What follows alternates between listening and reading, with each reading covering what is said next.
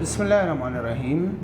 मैदे के हमराज में मुब्तला अफराद के लिए कुछ टिप्स हैं जिन्हें अपना कर वो नॉर्मल लाइफ गुजार सकते हैं। मैदे के मरीज़ सब्ज़ियों का ज़्यादा इस्तेमाल करें और इसी तरह गोश्त का इस्तेमाल वो कम कर दे और पानी ज़्यादा मकदार में ले। खाना खाने से आधा घंटा पहले और खाने के आधा घंटा बाद वो ज़्यादा मकदार में पानी ले। और इसी तरह स्ट्रेस से, ज़हनी दबाव से अपने आप को बचाए, क्योंकि ज़हनी दबाव और मैदे का ताल्लुक़ साबित हुआ है।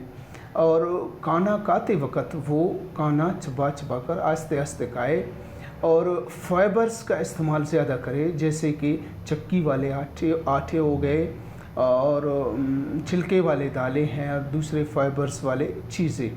और जंक फूड से अपने आप को बचाए, समोसे, पकोड़े, आलू के चिप्स, बर्गर्स वग़ैरह, बेकरी के जो आइटम्स हैं उनसे वो परहेज़ करे और अच्छी नींद ले, नींद पूरी कर ले।